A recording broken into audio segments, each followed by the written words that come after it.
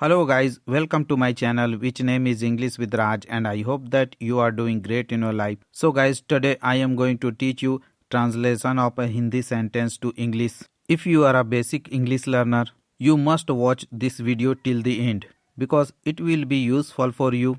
But first of all, if you did not subscribe my channel, so I would like to request you, please subscribe my channel by pressing red color button as well as press bell icon so that whenever I will upload my new video, you will get the notification of my new video. So let's get started. First of all, I would like to tell you about basic structure of a sentence or how to speak a sentence in English, or you can say that rule of translation of a Hindi sentence to English. So guys, English के एक sentence का basic structure होता है subject plus verb plus object plus other words. Actually guys, English के सभी words को उनके function कार्य के अनुसार पार्ट्स ऑफ स्पीच में बांटा गया है. गाइज, जब हम इंग्लिश में एक सेंटेंस बनाते हैं या बोलते हैं तो मोस्ट सब्जेक्ट वर्ड को पहले यूज करते हैं, जो एक noun, pronoun, noun phrase, noun clause, infinitive, gerund या कंपाउंड नाउन हो सकता है. जैसे सेंटेंस में इसकी रिक्वायरमेंट होती है उसके अकॉर्डिंग इसे सेंटेंस में एज अ सब्जेक्ट यूज़ करते हैं. सब्जेक्ट के बाद वर्ब यूज़ करते हैं. सेंटेंस के रिक्वायरमेंट के according modal verb, stative verb या एक्शन वर्ब यूज़ किया जाता है और वर्ब के बाद ऑब्जेक्ट यूज़ किया जाता है. ऑब्जेक्ट में कोई noun, pronoun, noun phrase, noun clause, gerund, infinitive हो सकता है. ऑब्जेक्ट के बाद अदर वर्ड्स का यूज़ किया जाता है. अदर वर्ड्स में prepositional phrase, adverb, adverb phrase, adjective word, adjective phrase हो सकता है.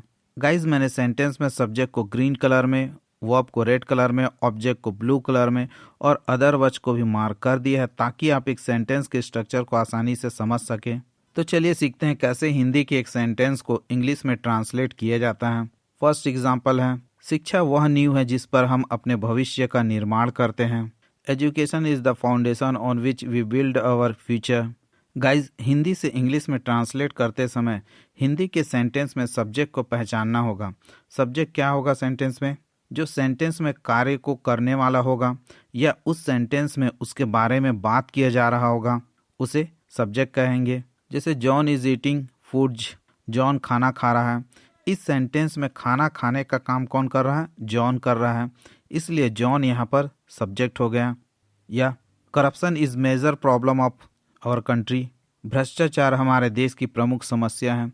इस सेंटेंस में करप्शन, भ्रष्टाचार के बारे में बात किया जा रहा है, सो करप्शन वर्ड ये इस सेंटेंस में सब्जेक्ट बन गया. इज एक स्टेटिव वर्ब है. स्टेटिव वर्ब वो होते हैं जो नाउन, प्रोनाउन या सब्जेक्ट की स्टेट अवस्था को बताते हैं. जैसे एजुकेशन इज द फाउंडेशन, शिक्षा नींव है. इस सेंटेंस में किसी प्रकार का कोई एक्शन नहीं हो रहा है, शिक्षा नींव है. और इस सेंटेंस में इज ही मेन वर्ब है. ऑन विच एक रिलेटिव प्रोनाउन है जो यहाँ पर दो सेंटेंस को जोड़ने का काम कर रहा है.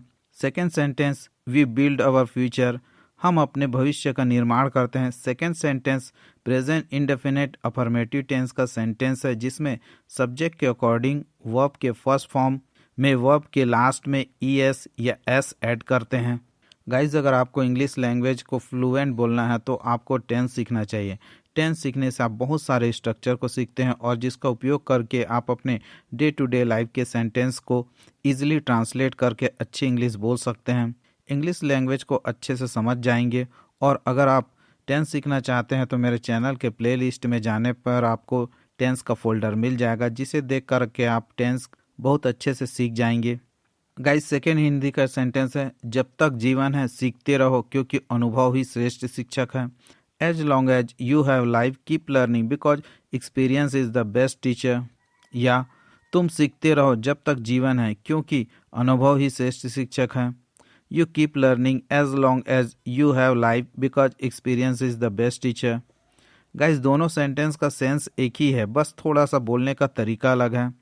गाइस, फर्स्ट वाले में एज लॉन्ग एज एक कंजक्शनल फ्रेज है. कंजक्शन वर्ड जैसे बट, बिकॉज, सिंस ये सिंगल कंजक्शन वर्ड है. दो या दो से अधिक शब्दों से मिलकर बनता है उसे फ्रेज कहते हैं. कंजक्शनल फ्रेज जैसे as soon as far as phrase है जिसे सेंटेंस को कनेक्ट, जोड़ने के लिए रिक्वायरमेंट के अकॉर्डिंग या तो फर्स्ट में या दो सेंटेंस के बीच में यूज़ किया जाता है. गाइज फर्स्ट एग्जांपल में कीप के पहले यू सब्जेक्ट है, क्योंकि इसके पहले सेंटेंस में यू लिखे हैं इसीलिए दोबारा यू नहीं लिखा गया, क्योंकि उसी सब्जेक्ट को बोला जा रहा है। और कीप के बाद जब कोई वर्ब यूज़ किया जाता है तो आईएनजी लगा वाला वर्ब यूज़ किया जाता है। ऐसे बहुत सारे वर्ड हैं जिसके बाद आईएनजी वाला फॉर्म यूज़ किया जाता है, जैसे love, like, etcetera. Guys third Hindi का सेंटेंस है, शिक्षा एक ऐसा हथियार है जिसके उपयोग से आप दुनिया बदल सकते हैं।